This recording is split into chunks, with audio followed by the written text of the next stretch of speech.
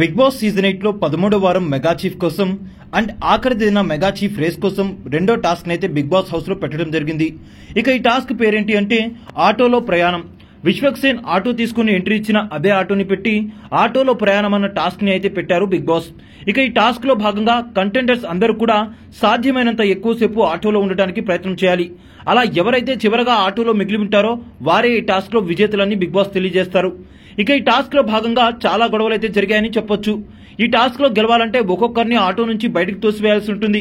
ఇక ఈ టాస్క్ లో గెలవడం కోసం అందరూ కూడా వారి యొక్క ఫిజికల్ స్ట్రెంత్ ని యూజ్ చేసి వేరే వాళ్ళని బయటకు నెట్టే ప్రయత్నం చేశారు. ఇందులో భాగంగా పృథ్వీ అండ్ విష్ణుప్రియ వీళ్ళిద్దరు కూడా జట్టు కట్టి ఈ గేమ్ లో మిగతా కంటెండర్స్ అందరినీ కూడా బయటకు తోసేయడం జరిగింది. ఇక ఈ టాస్క్ లో మొదటగా టేస్టీ తేజాని తోస్తూ బయట కింద పడేయడం జరుగుతుంది. ఇక ఆ తర్వాత రోహిణిని ఏదో కక్ష ఉన్నట్టుగా చాలా బలంగా బయటికి తోసేస్తారు. ఇక రోహిణి అయితే విష్ణుప్రియపై చాలా ఫైర్ అవుతుంది. ఆ తర్వాత యష్మిని పృథ్వీ అండ్ విష్ణుప్రియ ఇద్దరు కలిసి బయటికి నెట్టివేస్తారు. ఇక ఈ టాస్క్ లో పృథ్వీ అయితే గెలుస్తాడు. విష్ణుప్రియ పృథ్వీ కోసం త్యాగం చేస్తుంది. అలా ఆఖరిదైన మెగా చీఫ్ కోసం జరిగిన ఈ రెండవ టాస్క్ లో పృథ్వీ అయితే గెలిచాడు. అయితే పృథ్వీ విష్ణుప్రియ ఇద్దరు కలిసి యష్మిని బయటికి తోసివేయడం పట్ల యష్మి అయితే చాలా ఫైర్ అవుతుంది. దీనిపైన పృథ్వీ అండ్ యష్మి మధ్య గొడవ కూడా జరుగుతుంది. రెండవ టాస్క్ ముగిసేటప్పటికి పాయింట్స్ టేబుల్లో పృథ్వీ అందరికంటే టాప్ లో ఉన్నాడు.